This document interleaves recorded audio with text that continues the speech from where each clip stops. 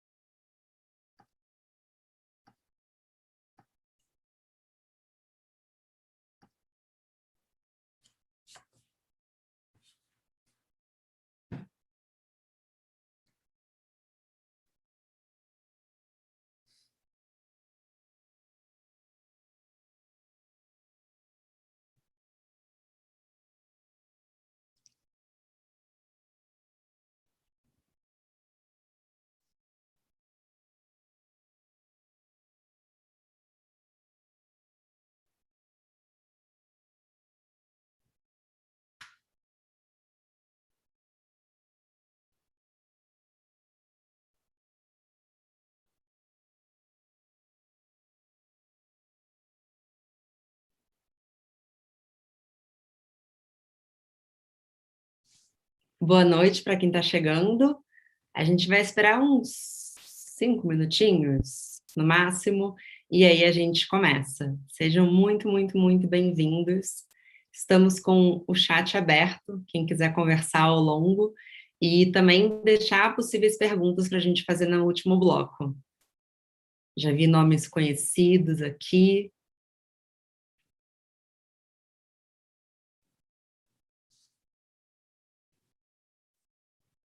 Venham chegando e fiquem à vontade.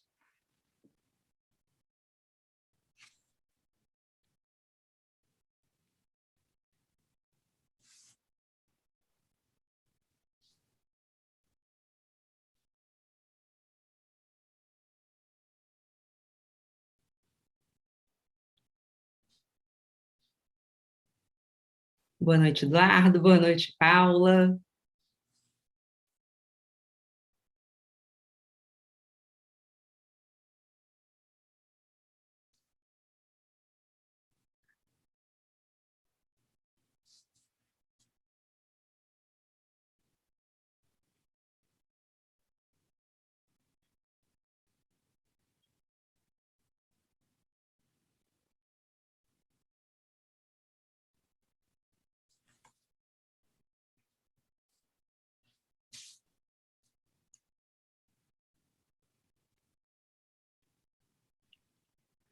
Oi, Lívia, oi, Heloísa.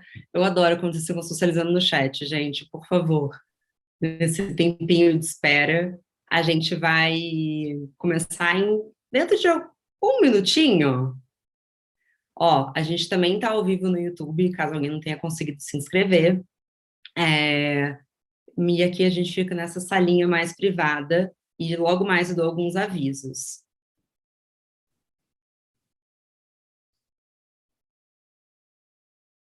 Oi, Sérgio. Não te conheço, mas também love you. Obrigada por estar aqui hoje.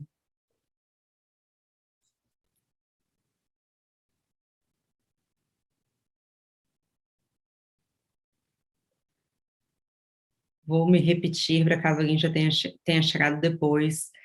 A gente vai ficar com o chat aberto. Então, quem quiser deixar algumas perguntas aqui, por favor, fiquem à vontade. A gente coloca ali no último bloco desse nosso papo.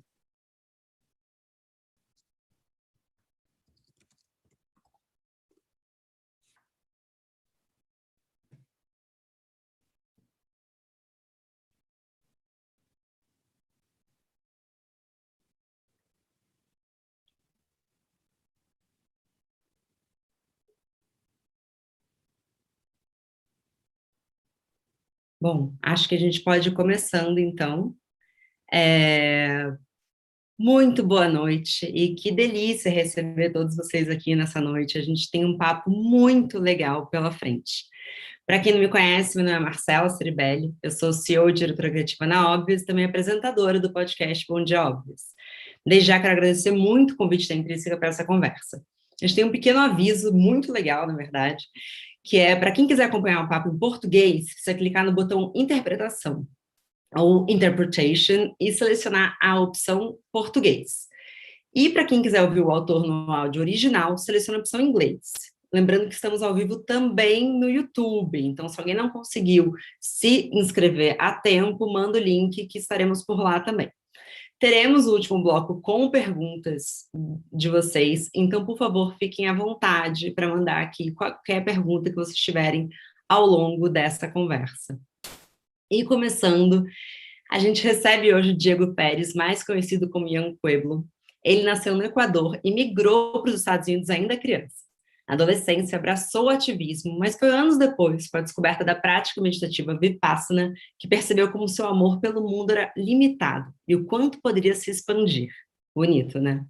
Decidido a compartilhar suas experiências, Young Pueblo passou a publicar poemas, frases e pequenos ensaios, tanto na internet quanto em livros, incentivando centenas de milhares de pessoas a iniciar o processo de autoconhecimento e da autocura, desenvolver inteligência emocional e alcançarem a paz interior. Em Clareza e Conexão, uma obra repleta de doses diárias de sabedoria, o autor compartilha ensinamentos e insights capazes de nos fazer enxergar a vida de uma forma diferente, sem que deixemos nossos sentimentos e traumas dominarem. Suas páginas também nos inspiram a ficarmos abertos a relacionamentos mais sinceros e profundos, nos quais a cobrança e a expectativa dão lugar ao incentivo e ao companheirismo. Então, o que interessa é, o livro está disponível em todas as lojas, inclusive em e-book, e no final da live a gente vai deixar no Instagram da Intrínseca o link de compra para quem quiser. E o livro está com 10% de desconto na Amazon para quem comprar até o dia 6 de dezembro com o cupom Clareza. Eu acho que esse cupom pode ficar aqui no chat, quem puder escrever, por favor, da Intrínseca. E é isso. Muito boa noite, Diego. É um prazer e uma honra conversar com você hoje. Você pode dividir um pouco como foi o processo de escrita para Clareza e Conexão? Well, thank you so much first for having me. It's an honor to be talking to the Brazilian people, and I think the process of clarity and connection was very organic. The first book that I wrote, Inward, was more so about personal development, and the next book, I wanted to really ask myself what happens when you start developing your self-awareness, when you start getting to know yourself, when you start really doing that deep healing work. And what I noticed is that you immediately develop a clarity within yourself. You start understanding yourself and you start understanding other people better. And that pretty automatically helps deepen your connections. So I felt like, jumping from personal development and into the world of, relationships and friendships, it felt pretty natural because I think that's what a lot of us feel when we start doing that deep healing work. Isso é incrível, eu concordo plenamente. E você fala no livro sobre a importância de primeiro criar para depois julgar o resultado. O quanto o apego e a ansiedade atrapalham na escrita? E como que você lida com isso pessoalmente? A lot. I mean, the attachment to the actual work itself is a big obstacle. So I think it's something that I'm trying to constantly have a lot of awareness around. And I find that things work better and they flow better when I just let it go. When I try to create from a place of trying to have fun, or if I really have something to say. But if I find myself ever trying to force a poem or force an essay, it doesn't work. Definitivamente as coisas funcionam um pouco melhor quando a gente deixa esse fluxo, né? Deixa a palavra ir para o papel e depois controla esse pensamento de julgamento. Mas logo na terceira página do livro, você fala sobre como a maior guinada da sua vida acontece quando você se volta para dentro. Em uma sociedade em que a solidão se tornou praticamente um monstro e o silêncio quase um crime, como é possível viver essa guinada? I think things are changing. I feel like like that is really true in the sense that people used to really fear solitude, but I think more people now than ever before understand that, like money can be pretty helpful, but it's not going to give you inner peace. It's not going to fundamentally make your mind fully healed or free. So when you want to deeply engage with yourself, the best avenue is through solitude. That's why a lot of people are entering into the world of meditation, and they're trying to learn different techniques that help them navigate their inner forest. And so I feel like solitude is slowly becoming more welcomed, because through your ability to be alone with yourself, you get to learn so much about what's really inside of you. And then everything else improves: your friendships, your relationships, the way that you work, the way that you create. So solitude can feel quite difficult, but it's incredibly worth it. It's a really good investment. A gente pode afirmar que quem sabe ficar sozinho se relaciona melhor? I think generally, yeah, if you are able to be friends with yourself, if you're able to sort of decrease that space between you and yourself, then you're going to be much more easier able to just connect with another person. I think that happens with a lot of people, because if you can't spend time alone, or if you're not able to spend time alone, then it'll be really easy for you to still be lonely when you're still around other people, if that makes sense. Faz todo sentido. Até porque eu acho que gostar da nossa companhia é um primeiro passo para a gente saber qual lado nosso a gente quer apresentar para o outro. Porque quando a gente não se conhece, a gente se perde um pouco na relação. Agora eu pergunto, faz sentido para você? Mm-hmm. Absolutely, absolutely. If you don't know yourself, then you'll just be sort of going through the waves of life, and you won't be giving yourself any type of direction. And I think that's why it's so important, because once you start turning that lens inward and you start getting to know what's happening inside of you, you understand your emotional history, you understand the traumas that you've been to, then you're able to have a much better communication with your intuition. And that will tell you, what opportunities for you, who are good people for you to spend time with, who should you be giving your energy to. But if you don't really spend time turning that lens inward and getting to know yourself, then you won't have a clear aim in life. E pensando sobre quando a gente está vivenciando esses silêncios internos, é muito comum a gente estar ou sofrendo pelo que já passou, ou com muita ansiedade pelo futuro. Como você acredita que a gente pode construir uma vida mais focada no momento presente?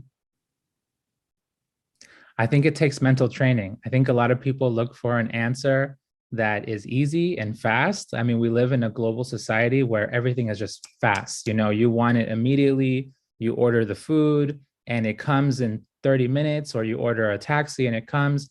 Healing is not like that. Healing takes time, because you have to remember that every time that you react throughout your entire lifetime, that makes an imprint on your mind, and that accumulates in your subconscious. So the way that you are now, the patterns that you developed, your behavior patterns, they have been accumulating over your entire lifetime. So to be able to break the patterns that don't work for you, the patterns that cause you so much misery, it's going to take time to do the opposite of that, to build a new version of yourself. So it takes a lot of patience, and it takes a lot of sort of courage to go out there and just find a technique that works for you. It's important to remember that there's so many different types of meditation. And if meditation is not for you, there's different types of therapies, working with a psychiatrist, or working, with psychotherapists. I mean, there's just so much out there. It really depends on the individual and their comfort level. É verdade, porque eu vejo muitas pessoas que tentam um psicólogo, aí não dá certo com aquela uma pessoa e aí desistem. Ah, não, isso aqui não é para mim. E é verdade, é importante continuar tentando. Você falou sobre tipos de meditação. Quais são os diferentes tipos de meditação? Porque geralmente quando a gente visualiza, só parece que existe uma. Yeah, I mean, meditation is something, especially for North America and South America, it's still very new. You know, a lot of the prominent meditations that come from India and from Myanmar, from Thailand, from Sri Lanka, you know, they're still sort of emerging over the past 50 years or so. But I would say there's a wide variety of meditations, but two that I'm really familiar with are sort of meditations that originate from the Buddhist teachings. And those will be sort of, you know, dependent on the understanding of truth, the understanding of no self, and the understanding of misery that you're trying to cultivate. And, you know, they're all very different, because there's like the Tibetan Buddhist meditation, there's Theravada meditation, but then outside of the world of the Buddha Dhamma, there's also, you know, Vedic and sort of Hindu meditations that emerge that have also been around for thousands of years. Those I know a lot less about. And so like the meditation that I do, the Vipassana meditation, that originates from Burma.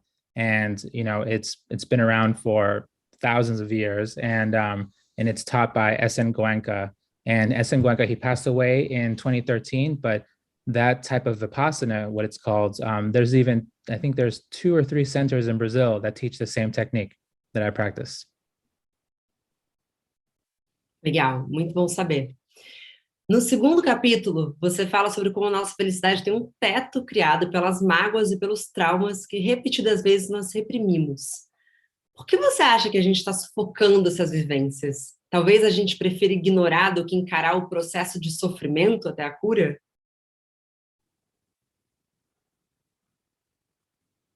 I think it's a natural thing that happens to people because you just don't know, you know, like no one, you know, we go to school and we learn how to read and how to write and how to do math, but there's no part of our, you know, learning where it's like, okay, this is how you deal with your emotions. This is how you process your past trauma. All of that is really new. You know, that's our generation.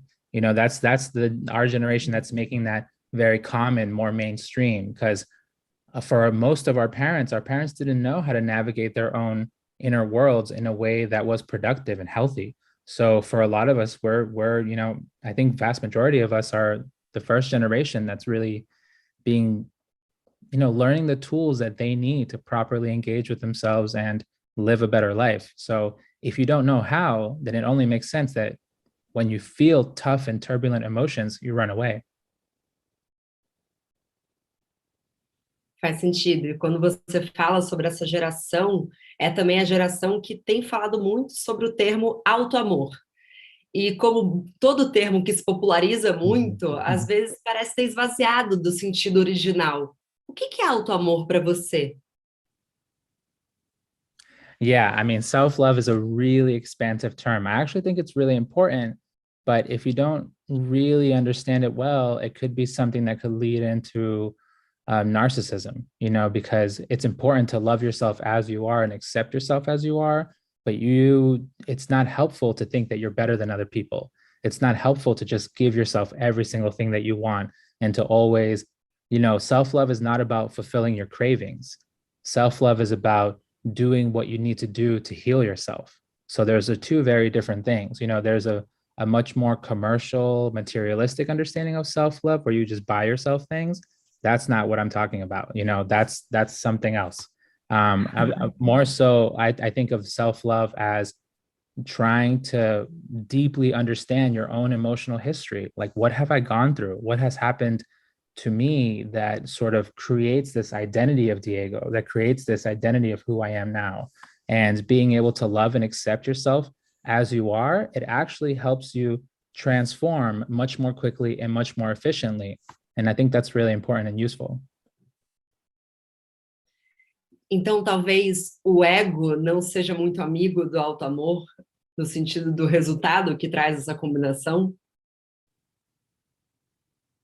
Yeah, I mean, we have to be really careful with ego. I think it's really easy to sort of boost up your ego and tell yourself that you're so great, you're so important, when in reality that's not real self-love. More so you want to understand and value yourself for where you are, but self-love really understands that you're not better than anyone, but you're also not less than anyone. We're all on an equal playing field, and we should be trying our best to treat ourselves well and treat each other well. I think ultimately self-love is really, it opens the door to unconditional love for yourself and for all beings. To me, self-love is like a very important first step. And then it opens you to the deeper levels of love, of the type of love that encompasses the whole world. Muito legal. E quando a gente fala do amor pelos outros, você fala sobre um amor que foi feito para nos unir. Mas quais são as principais atitudes em uma relação amorosa que acaba nos afastando hoje? Yeah, I mean, there's a lot of different, especially with intimate relationships, right, between partners.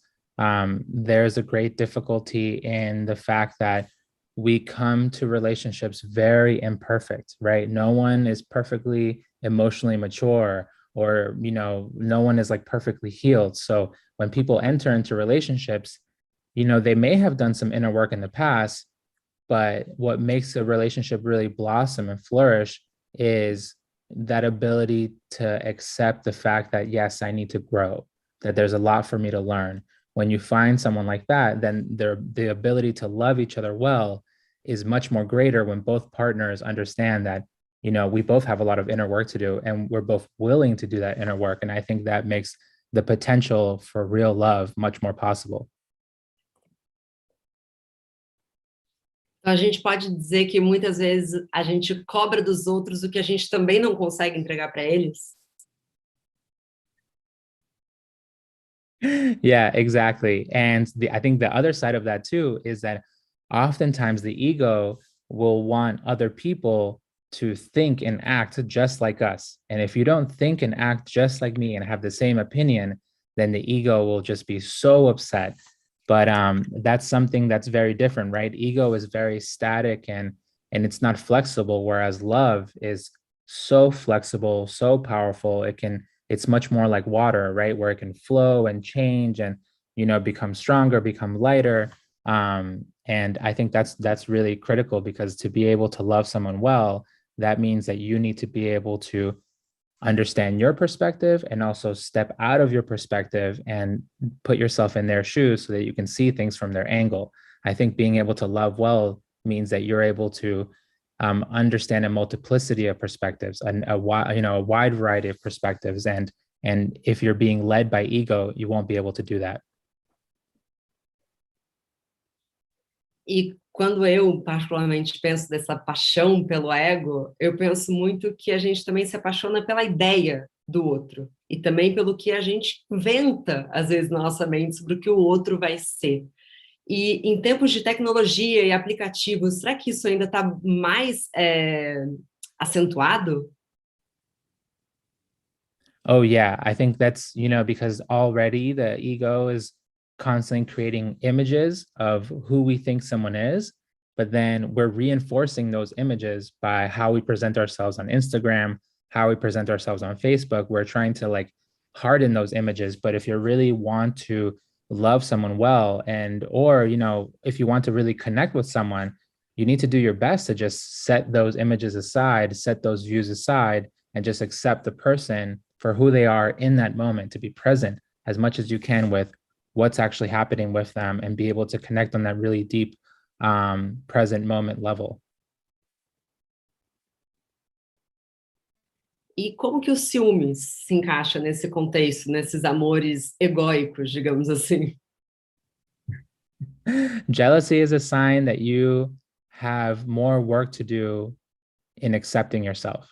It means that you're so focused on other people, so developing so much craving about how you want to be where they are. That just means that there's so much lack of self-love there. There's so much lack of acceptance of, let me just appreciate my own journey and where I am. And, you don't have to live your life the same way as someone else. Eu concordo plenamente. Mas falando sobre outra categoria de relação, eu achei muito bonito tudo que você falou sobre amizade. É tão raro a gente ver as pessoas refletindo sobre amizades. E queria saber de você, quais são as características de amigos que a gente pode considerar como família?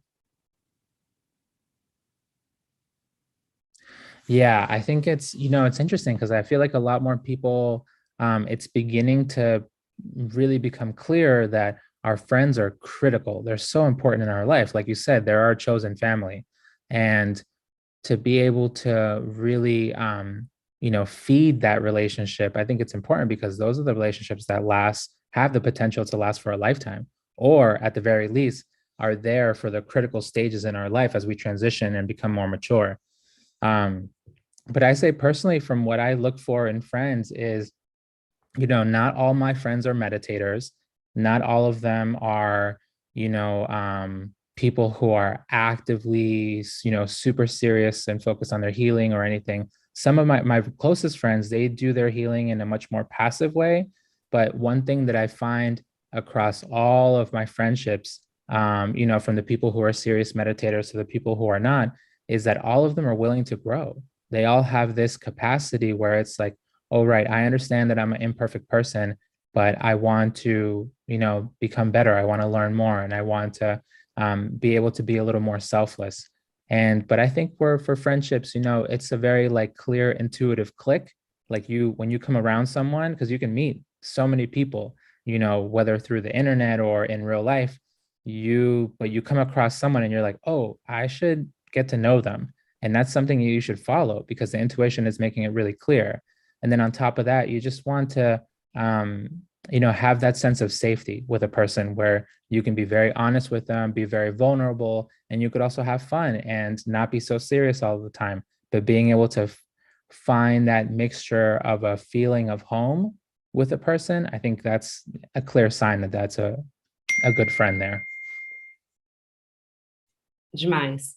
E, por outro lado, e não o lado tão otimista, eu tenho ouvido muitas pessoas falando: estou com uma dificuldade de terminar uma amizade, essa amizade já não faz mais sentido na minha vida, mas eu não sei como é que eu vou verbalizar isso, porque num relacionamento amoroso, parece que o término é quase um processo natural, mas as amizades a gente acaba tolerando muito mais. Qual que você acha que são a influência das amizades na nossa saúde mental?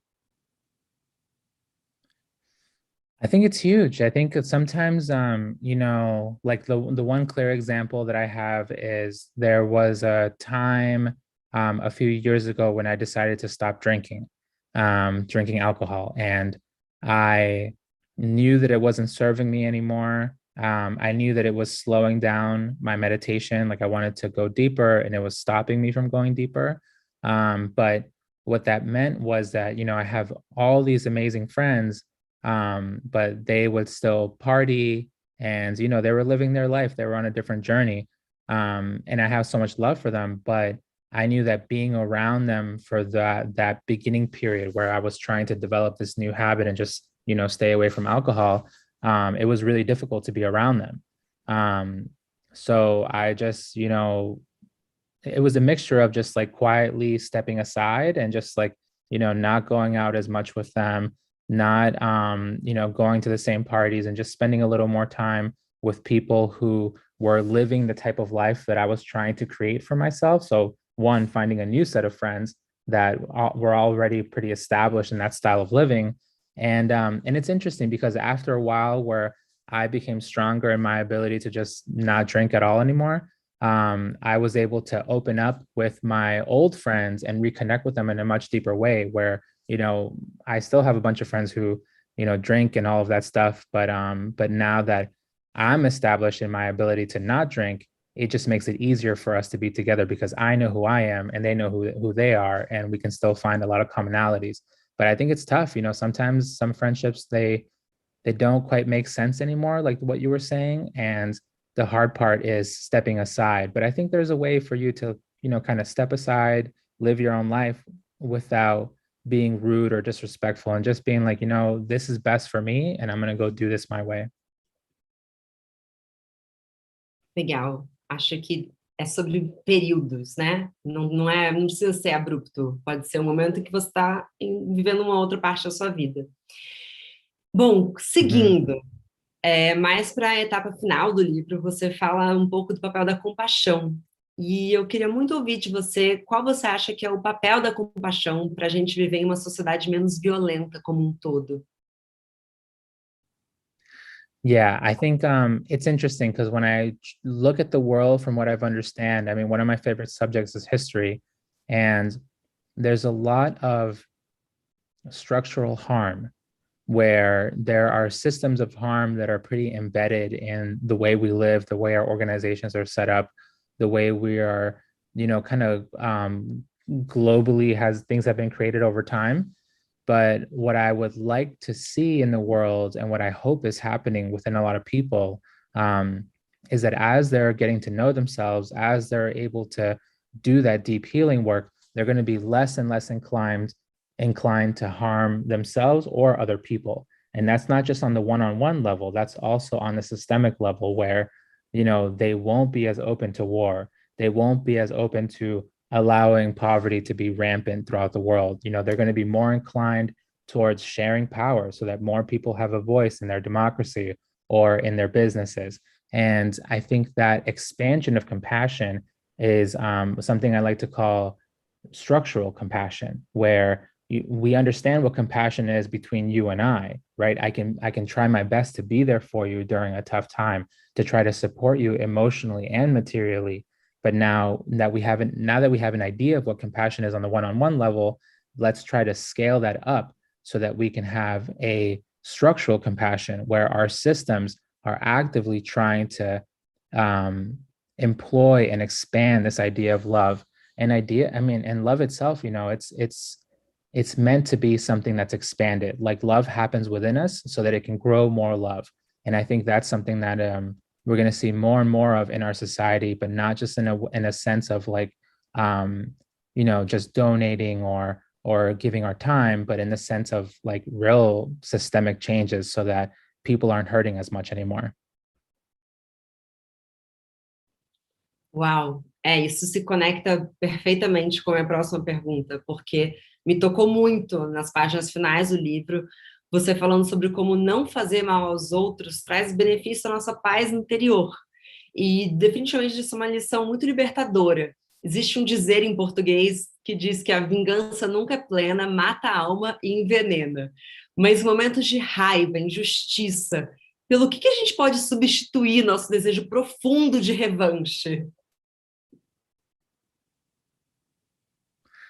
I think it's a hard one to understand because we have that drive for revenge. When someone hurts us, there is this impulse, this reaction to want to hurt others. But we have to understand and allow our wisdom to come forward that trying to hurt another person just because they hurt us, it doesn't fix anything at all.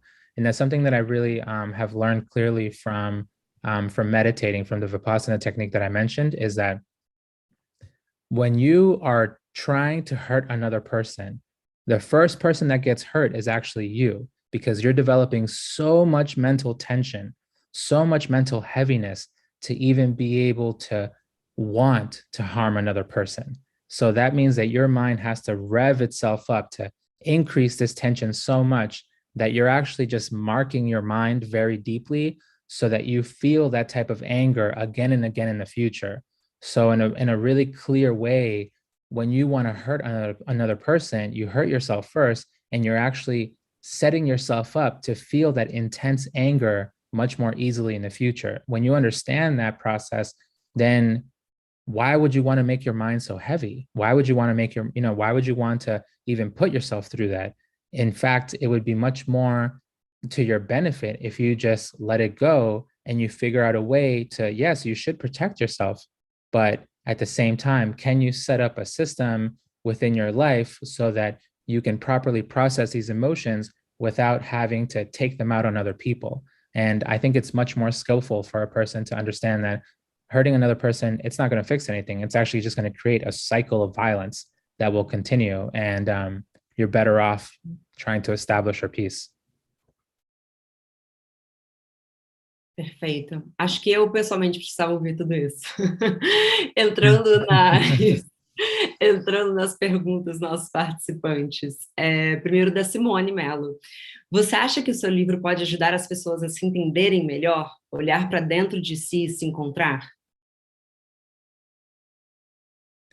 I hope it's able to help. You know, the purpose of my book, Clarity and Connection, is to really help you reflect on yourself, whether you agree with the piece or not, right? To read it and be able to examine, you know, what type of memories does this bring up about my personal life?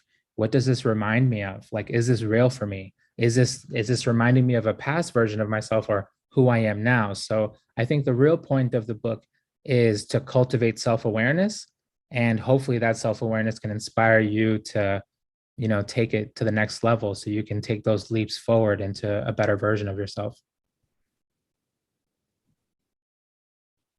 Muito bom. A próxima pergunta é do Renato Galvão. Como iniciar uma vida mais meditativa? I think it's really important to try to learn a technique. You know, meditation has become so popular, but I suggest that you don't try to reinvent the wheel. You don't need to invent your own type of meditation. There's so many out there. Go learn from someone who's done, you know, a style of meditating that you find attractive, that you find like, oh, this is something I should try, that your intuition is like, you know, maybe give this a shot. I think like for me, to learn how to meditate, I went to a silent 10-day Vipassana course, and, you know, 10 days is a long time, but you also have to understand that it takes a big investment to create a big transformation in your life. And what I liked about this style of meditating was that it doesn't cost any money. You go there for 10 days, you know, they accept a donation at the very end if you want to donate, but it's not obligatory. You don't have to pay thousands of dollars to go or anything like that. So I found that to really, you know, be appealing, and the technique it was profound and amazing. But I think if, you know, whether you want to try that style of Vipassana, I'll write you can find it through dhamma.org, dhamma.org, and they have centers all over the world. But outside of that technique of Vipassana, there's so many other types of meditations out there. What I really suggest is finding something that you find challenging but not overwhelming, and in that sweet spot you'll be able to grow a lot. Bom, até completando a resposta, no Brasil, na verdade, é sobre você conseguir chegar rápido para a lista de espera do Vipassana, mas dá certo, é só ficar atento, mas eles abrem de tempos em tempos. Do Lauro Justino, essa é uma boa pergunta. Como lidar com o término de uma relação, principalmente quando você ainda ama, gosta da pessoa e tem consideração por ela? Basicamente, quando você não queria que tivesse acabado. Yeah, I think that's one of the hardest moments when someone breaks up with you. But the reality is that you have to make sure that you don't get stuck in the past, right? If the person finds that, you know, if one of the people in the relationship wants to end it, even if we don't understand why, even if we don't agree, there's not much that we can really do about that, right? What we can try to do is focus on developing your personal self-love. How much can you accept yourself? And how much can you actually learn from the experience of what happened, so that you, in the future, when you develop a new relationship, you're much more emotionally equipped to be able to allow a deep, powerful relationship to happen. But I think getting stuck on the fact that you know, it's hard. It's fine to allow yourself to grieve, but you won't be able to reignite the past in that way. So you're better off just moving forward and focusing on, what do you personally look for in a partner now? I think a lot of times a breakup is an opportunity for you to develop your self-love, and for you to find out, okay, what do I really need in a partner? What type of attributes am I looking for? And what do I, you know, want in the type of support that can help me increase my happiness?